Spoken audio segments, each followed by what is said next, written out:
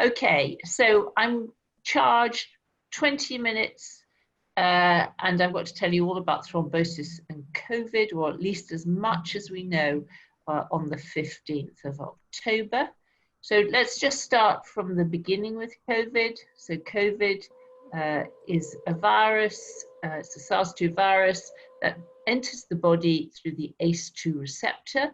It's expressed in the nose and on the pulmonary epithelium, and also on many other sites, as we will discover. So I think what we're learning fast is a lot about the pathophysiology of COVID.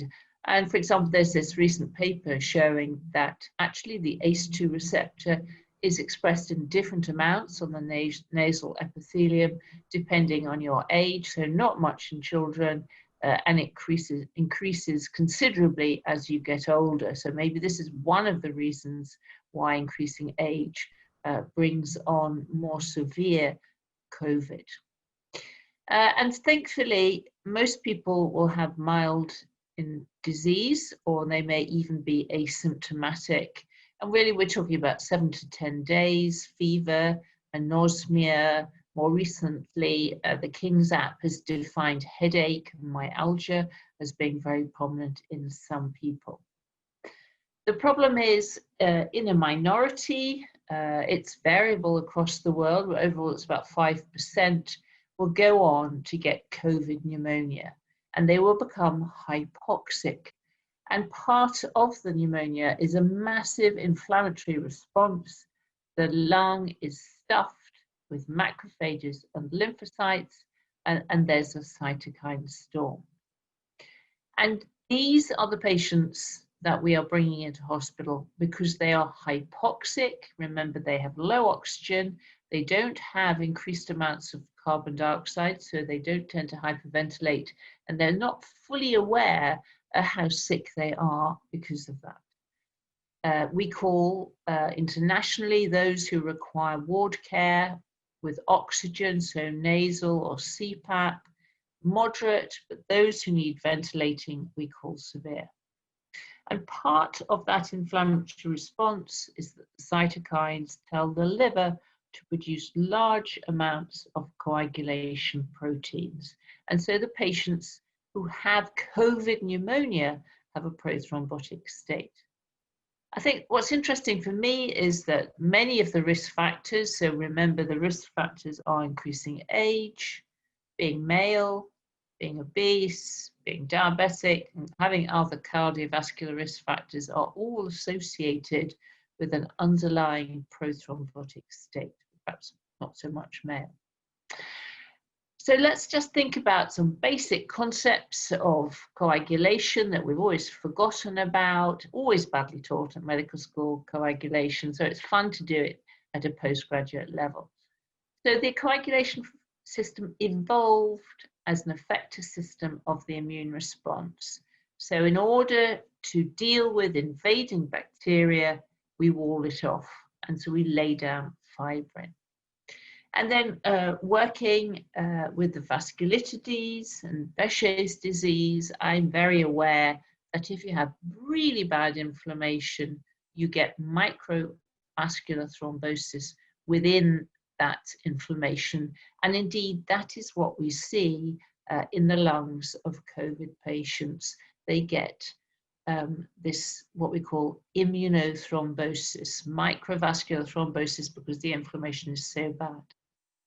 And the last thing to say is these patients are really hypoxic. Hypoxia leads to gene expression and transcription factors that will bind to the promoter area of certain genes and promote coagulation. So just stopping for a moment on obesity, if you look around the critical care units during the first wave, 75% of the patients had a BMI greater than 25, and some of them had a much higher BMI than that. And to remind you that the adipocytes are not just sitting there, they're active little parcels of cytokines. So normally, in somebody who's non-obese, they produce anti-inflammatory cytokines. but when they enlarge and fill with fat, they produce pro-inflammatory cytokines, and they also produce some inhibitors of fibrinolysis, such as PI1. So they too, those adipocytes, are telling the liver to produce more coagulation factors. And then what's happening with COVID is that the adipocytes have got ACE2 receptor on them. So the COVID virus can actually get into those fat cells. And the interest is, and I don't know of any papers yet, what are they doing to adipocyte function? Are they upregulating those pro-inflammatory cytokines? So let's have a look at a patient journey. Here we go. Patient gets infection. 7 to 10 days later, they've got COVID pneumonia. They get hospitalized, and they have a risk of hospital-associated venous thromboembolism. And that risk goes out to 90 days post-discharge, like any patient who's admitted to hospital. And then we have the late sequelae. So I know that in the last 24 hours, there's been interest in long COVID. It's probably a mix of conditions, probably very similar to post-viral fatigue. And then at Guy's and St. Thomas's in our Evelina Children's Hospital, we've had a huge number of children. I think it's 200 now who've had late problems, and that they have a hyperinflammatory syndrome and require a lot of support, both cardiac and also chest. So we've got this period when patients are told at the beginning to stay at home and to isolate themselves, so they're going to have reduced mobility. Reduced mobility means that they'll probably be sitting around a lot, have reduced flow of blood in their legs, because as you know, the flow of blood through the veins in the legs is absolutely dependent on muscle contraction. So they've possibly got increased risk. And then also in the first wave, it's become apparent that there were a number of people, and I'm talking about doctors and nurses, who chose not to go into hospital when they got COVID pneumonia and stayed at home. And we've had some very extraordinary descriptions of people who were so breathless they couldn't get off their bed, had diarrhea as well, as you often get with COVID, and got very dehydrated. They too are at increased risk of VTE. And we are now reaching a stage when we are treating patients with COVID pneumonia at home. More of that later.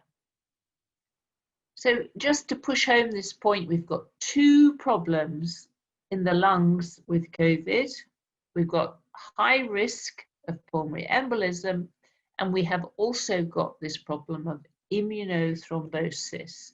And we see immunothrombosis in anybody who has acute respiratory distress syndrome, but it does look like with COVID, it's probably more extensive than any other ARDS, and that data is slowly coming through. So let me just show you how sticky these patients' blood are. So this is the first 66 patients seen at Guy's and St. Thomas's in critical care, all ventilated, some were on ECMO. And look at their values. We've divided them into two groups, those who'd already had venous thromboembolism and those who hadn't. So looking at the fibrinogen, I hope that everybody on this call has a fibrinogen below 4 grams, which is normal. These guys had fibrinogens with a median of 7 or 8, and some had considerably higher. Then we moved to the Ddimers. This is a logarithmic scale. The values are so very, very high. What is going on? More of that later. And lastly, we've got other markers of acute inflammatory state, procalcitonin, ferritin, and CRP, all incredibly high. So incredibly high levels, especially of ferritin, all acute phase responses. And what has happened to us clotters during the COVID pandemic has been, we got a load of data from China telling us the patients had DIC And we waited and we waited and we waited. They don't have DIC. They don't, not in Western countries. These people have an acute inflammatory state. They don't have low levels of platelets. In fact, they tend to have quite high levels and normal PT and APTT.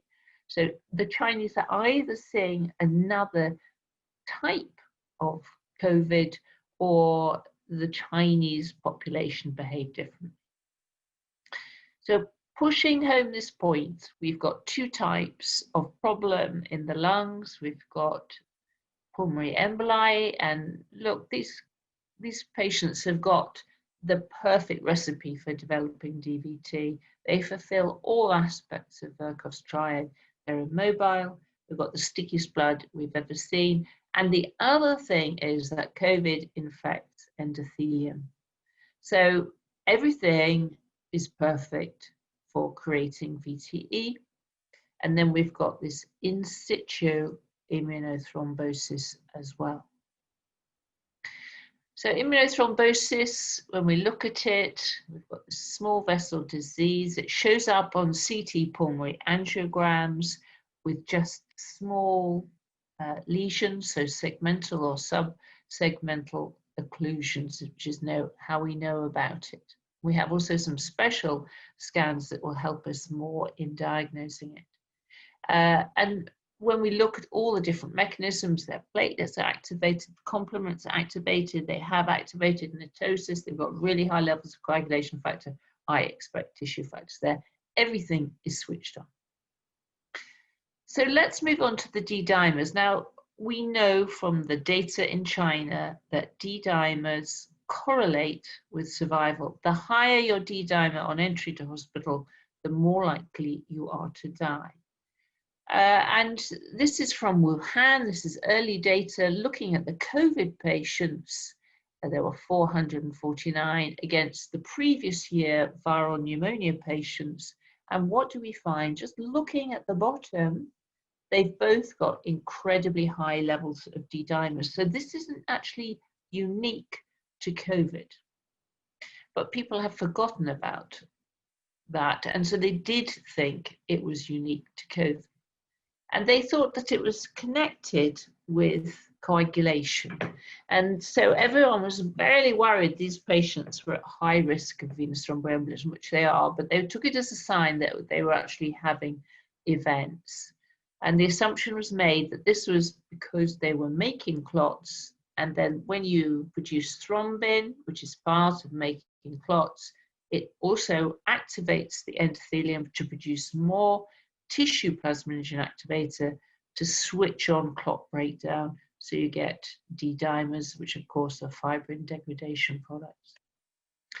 But what got forgotten is when we look at the research in the area, the pneumocytes actually are able to produce urokinase. So urokinase can also activate plasminogen and switch it on to make plasmin. And they have to do this because what is the hallmark of acute respiratory distress syndrome? It's you lay down fibrin in the extravascular space. So you do need to break down the fibrin to recover. And we have data from a mouse model who were infected with SARS-1 rather than 2, that the more SARS you give the poor mice, the greater their production of urokinase. So the question that I really have is, I think that the very high D-dimers reflect the level of lung injury, because they're really a marker of how much urokinase is switched on, and also how much the macrophages are activated, because they're sitting there. If you look at the histopathology, huge numbers of them, they can activate plasmin, and they can also grab molecules of fibrin and pull them into their lysosomes and digest them and throw out the D-dimers. So another mechanism for producing very high levels of D-dimers, which is not really anything to do with clotting and pulmonary embolism risk.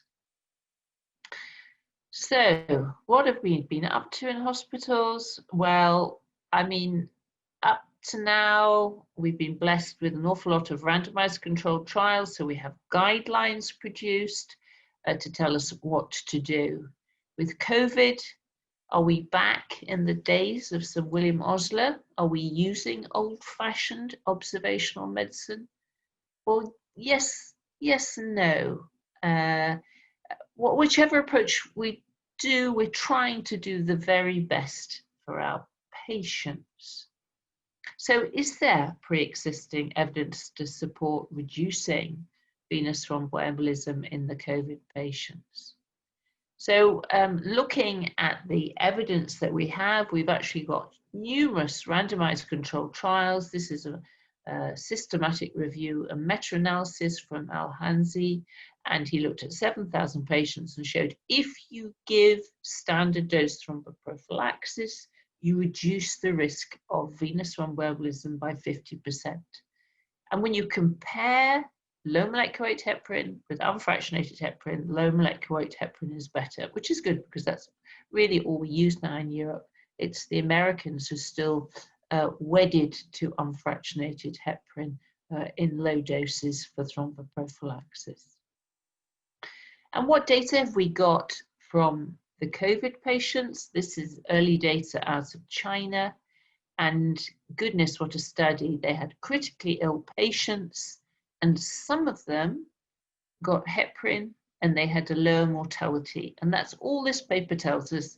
We don't know what dose of heparin, we don't know why they were prescribed heparin, we don't know for how long, but they had a lower mortality. And that really, the quality of the data from early on in the COVID pandemic was very poor, and we're now reverting back to high quality data.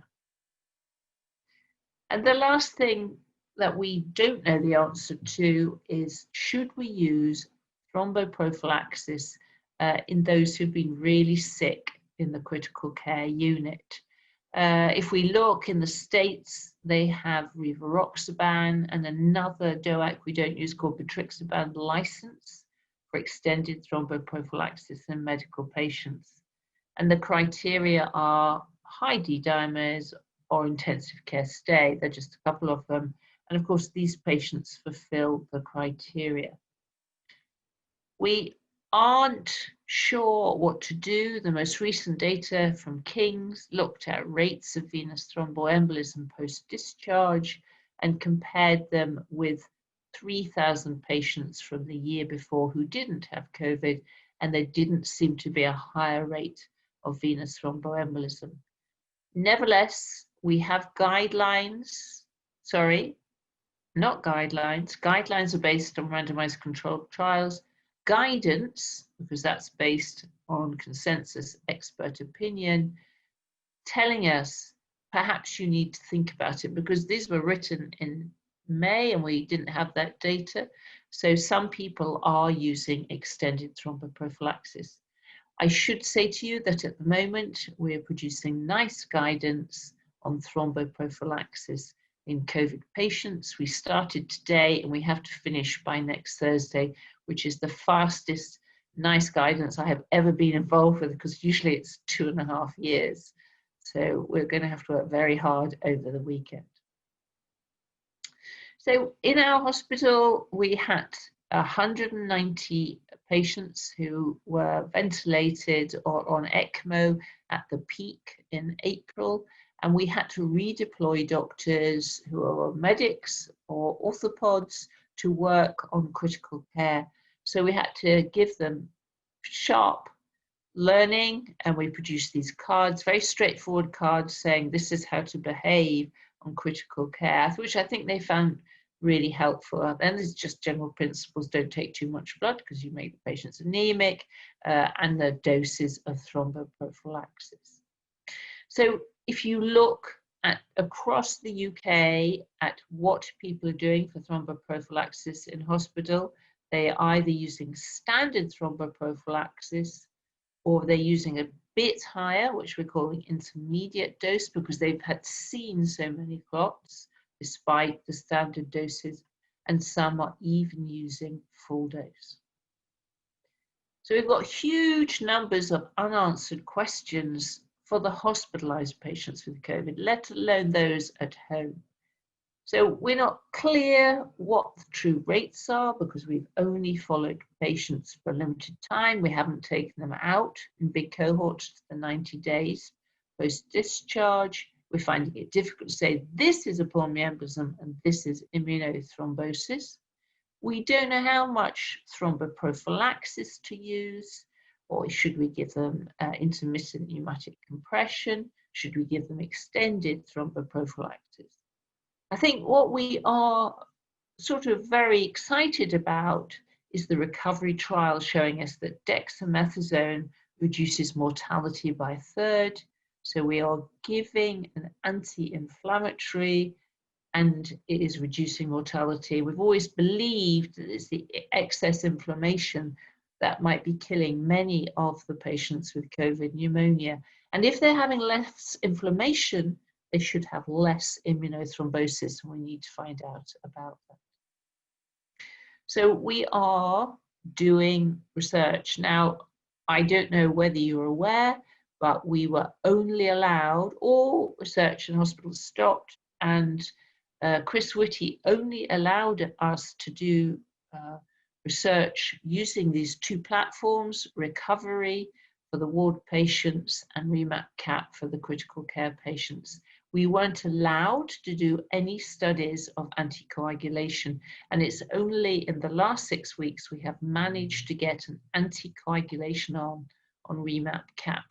And what that means is we are comparing full dose low molecular weight heparin to standard of care and looking at the outcome.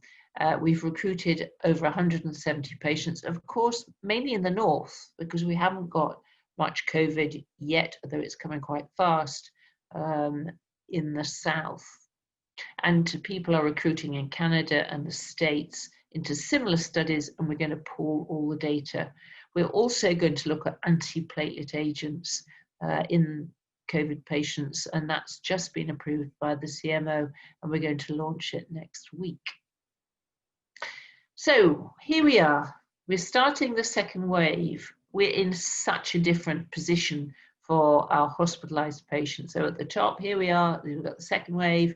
This is reminding us that the virus is detectable, it's going away, and we have this amazing inflammatory response. What are we doing differently this time? We're giving fluids. They ran quite dry first time round, and we needed to use hemodialysis. That's not happening now. We're giving active fluids. They get very dry with the hypoxia. We're giving oxygen. We've learned very quickly about proning and not pushing too hard, not causing barotrauma. They just need a little bit of oxygen given to them. Antivirals, they get remdesivir if it's available because it shortens the length of stay. Dexamethasone, 6 milligrams for everybody. And look, anticoagulation is also mentioned too. Everybody will get thromboprophylaxis, and please put them into the trials. And then we have this second card. This is the hospital at home team, where they are trying to manage these patients with COVID pneumonia at home, and they can give everything that we can give in a hospital, including anticoagulation, but obviously they can't ventilate and they would need to come in for ventilation. And I'm very aware that across the country, we've got places like Salford, we've got a GP hub, and they're doing similar things. So yesterday, or was it? No, I've lost this week because I've done so many webinars. It was World Thrombosis Day on the 13th, Virchow's Triad, and we were increasing awareness of COVID. And just to end on a lighter note, this is Ralph Fiennes. He's got a lot to do with COVID. So David Hare, who had COVID at home, heard me talk on the radio about thrombotic problems in COVID and sticky blood and what a medieval disease it is. And he has written about his experience of COVID and the government's response in a play called Beat the Devil. It's on at the Bridge at the moment, and Ralph Fiennes plays him. And every night, Ralph Fiennes has to talk about deep vein thrombosis and pulmonary embolism. And he actually mentions my name every night, so which is very amazing. At the moment, they're just about to make it into a film, and they start filming next week. So there will be, well, not at the cinemas, but somewhere, a film about COVID and talking about the clots.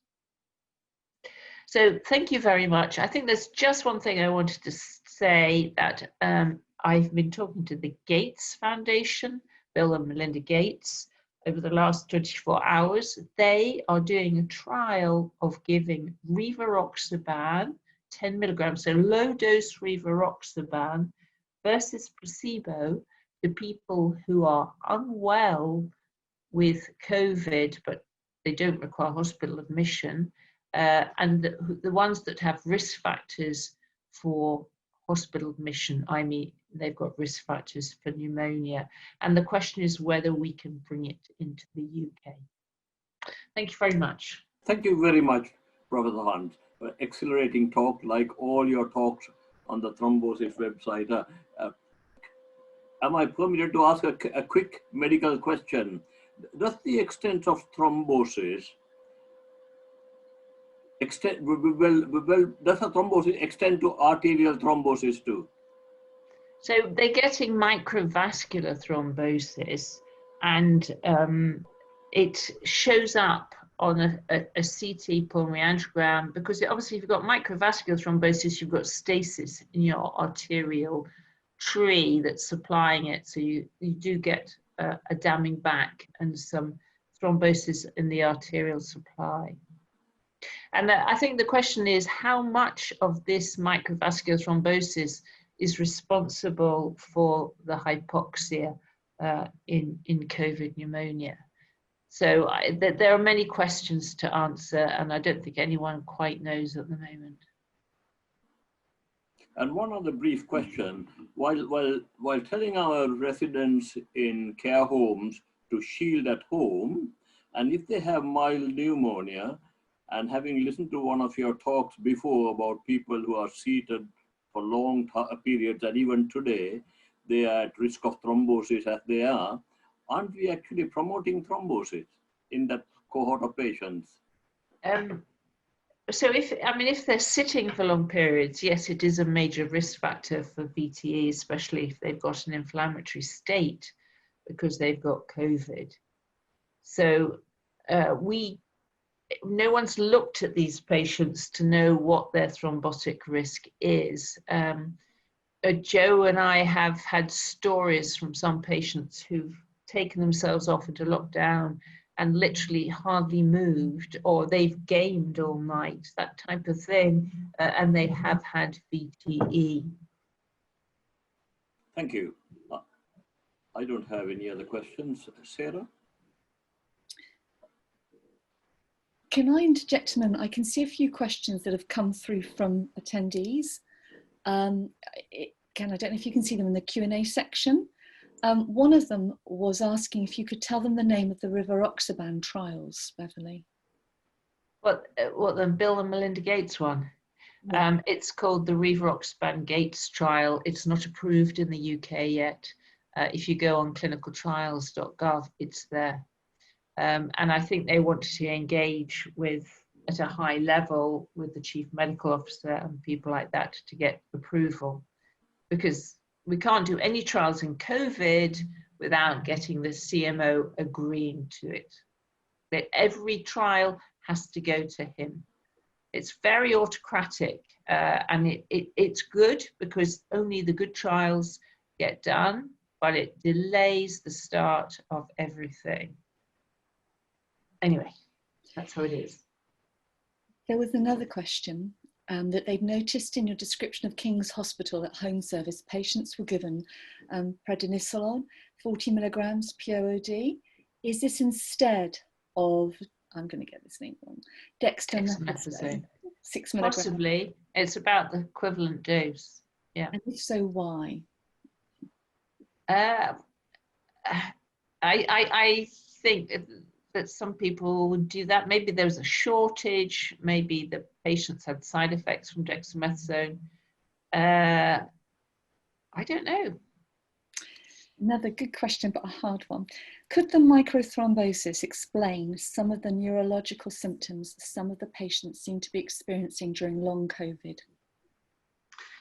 So no, I would say. So I think that everyone says, oh, there's thrombosis everywhere, but there isn't actually. And when we look at the brain in many of the patients, they've had watershed infarcts because they've been hypoxic, but no one's had microthrombosis in the brain. The brain doesn't seem to express, brain endothelium doesn't seem to express ACE2 receptors, so COVID isn't getting in there really. People have had strokes because they've obviously had sticky blood and they've got atheroma in their carotids, and that's been promoted. I have to say that if we look at people who die from COVID, they're dying a hypoxic death, and the road is one whereby they get multi-organ failure, and part of the multi-organ failure, they'll get a disseminated intravascular coagulation, and they may get microvascular thrombosis in the last few hours towards death. But we haven't seen any microvascular thrombosis after people have recovered. Ken, are you happy if I go on with these questions? I don't, is that okay? I can just see a few more, is that okay? This one may be open to everybody really. Ian Perry mentions there's been no guidance for primary care management of COVID-19, especially around steroids, antiplatelets, thromboprophylaxis. Is there anything in the pipeline, or comments please from anyone? So the steroids have only been trialed in hospitalized patients with COVID pneumonia, hypoxic patients. So that's really where they've been used, and unless you're running a hub where you're managing hypoxic patients, and I'm really aware that some GPs are giving patients a saturation monitor and they're phoning in twice a day to tell them their SATs, and if they get problems then they'll go to a hub or they go into hospital.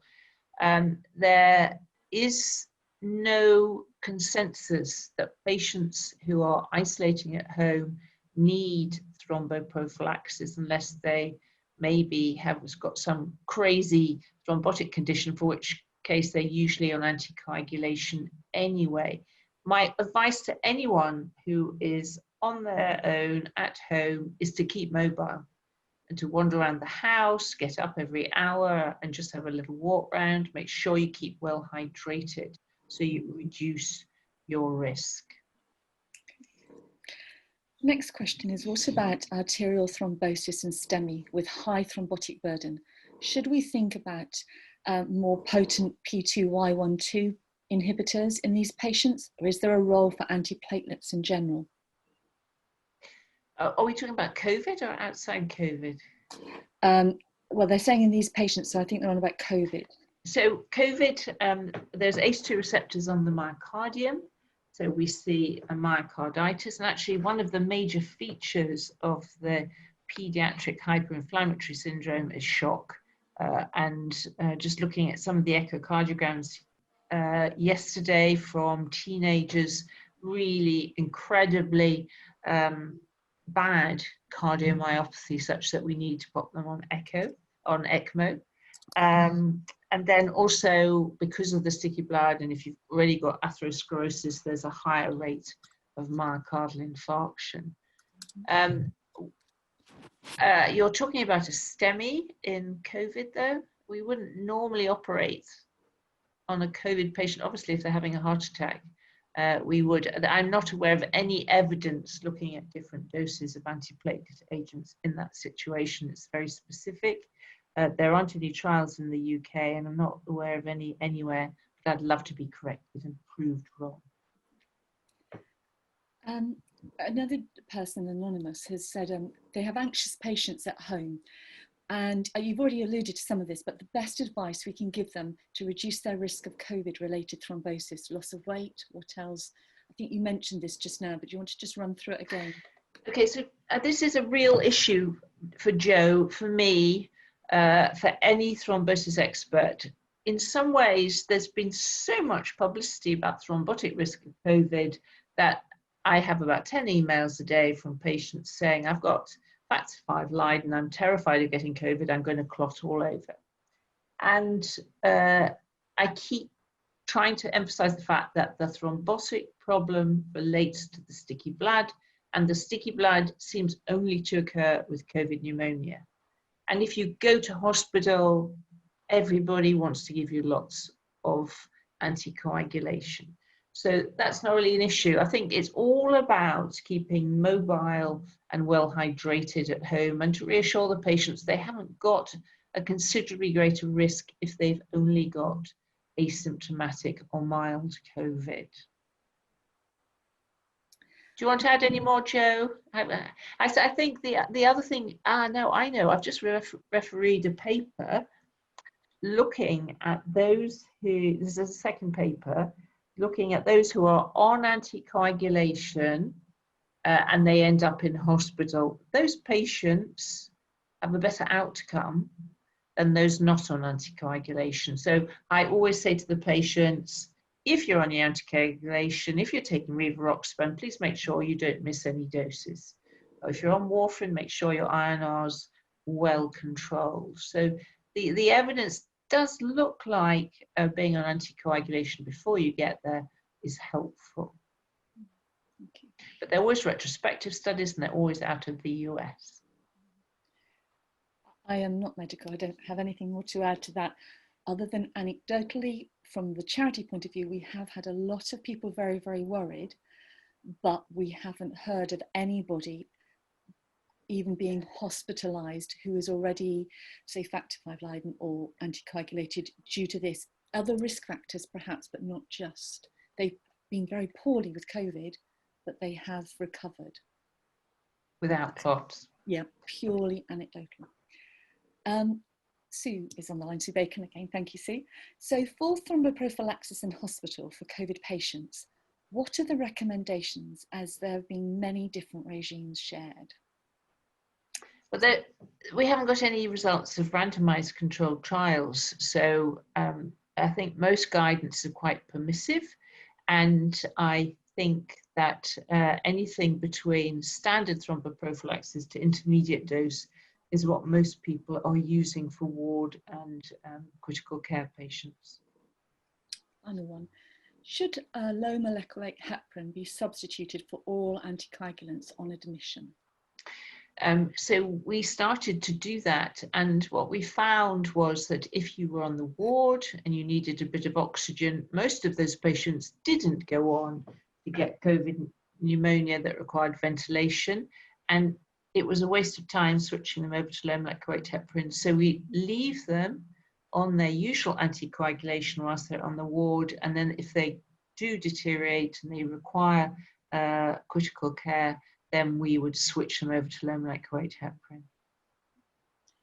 And Louis has asked, could we consider edoxaban as a thromboprophylaxis treatment in the outpatients? No, not really, because we don't use a low dose edoxaban.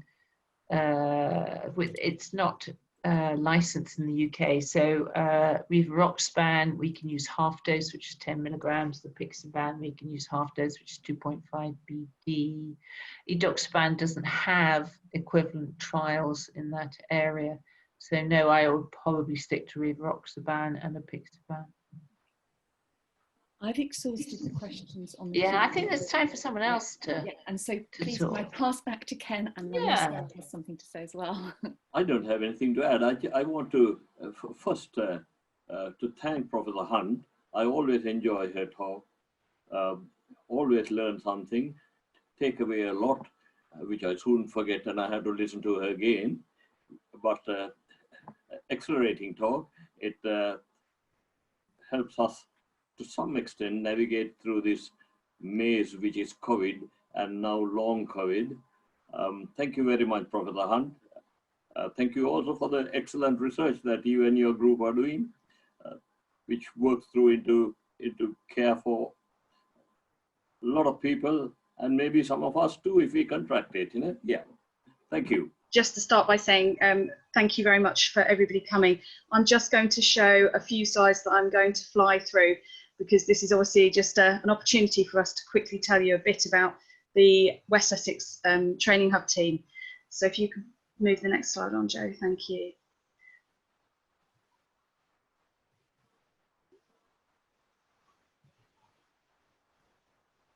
So the Workforce and Training Hub in West Essex was created in November 2017, and we support the workforce in primary care and community across West Essex, working with our ICS colleagues in addition. Thank you.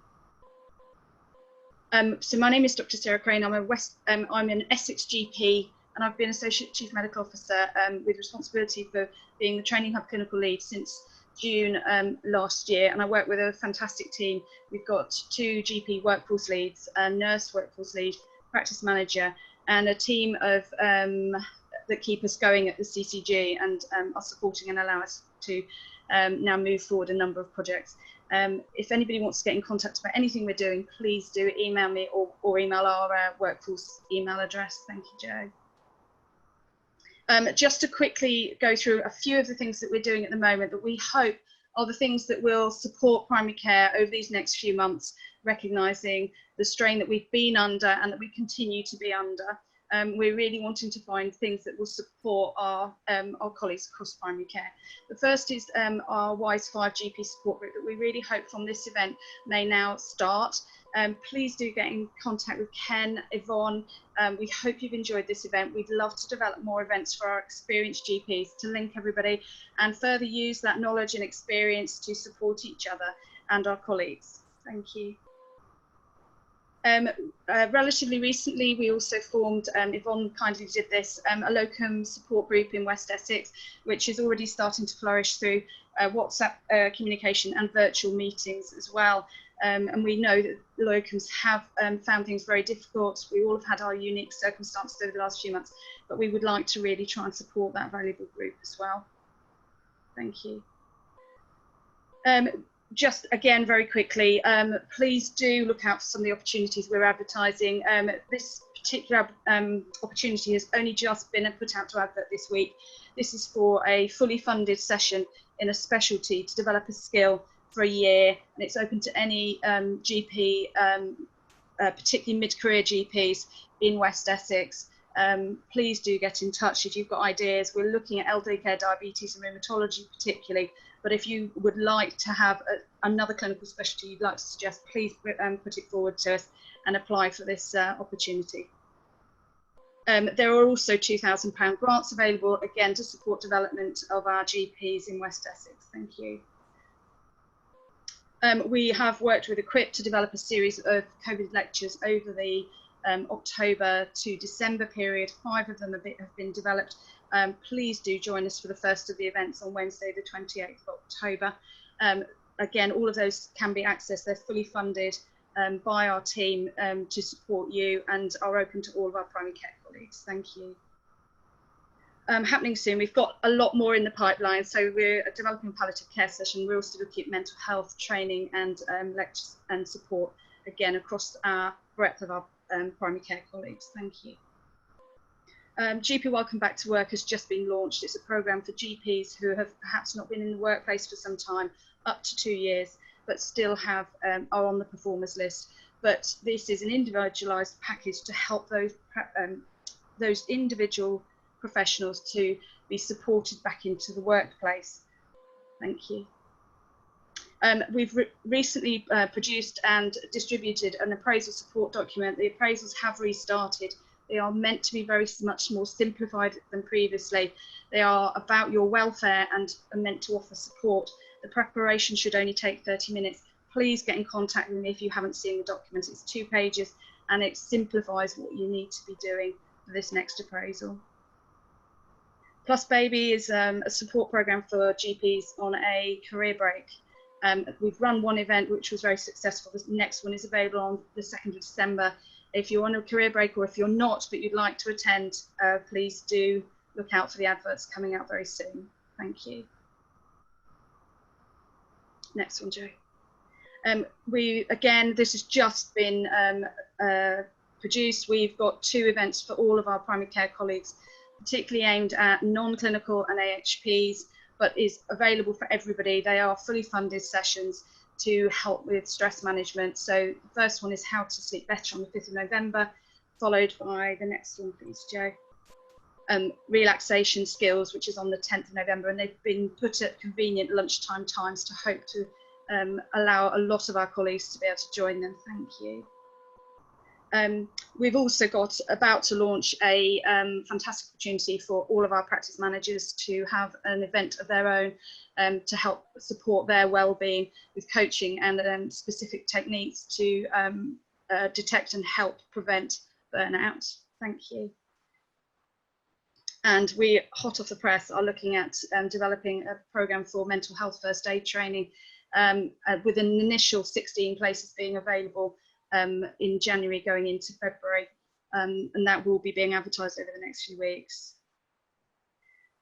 Just a reminder for everybody in West Essex, Harriet Cadman Essex Primary Care Careers is there to support our practices with recruitment and retention over these next few months. Thank you. And we are about to have a website launch, so please keep your eyes out for that at the end of October, which is where we will be generally putting all of these opportunities and training events. Thank you. And just to say thank you very much, please stay in touch and please do join our future WISE 5 events and all of the other events that I've just described. Please contact me if there's anything else I can help with. Thank you.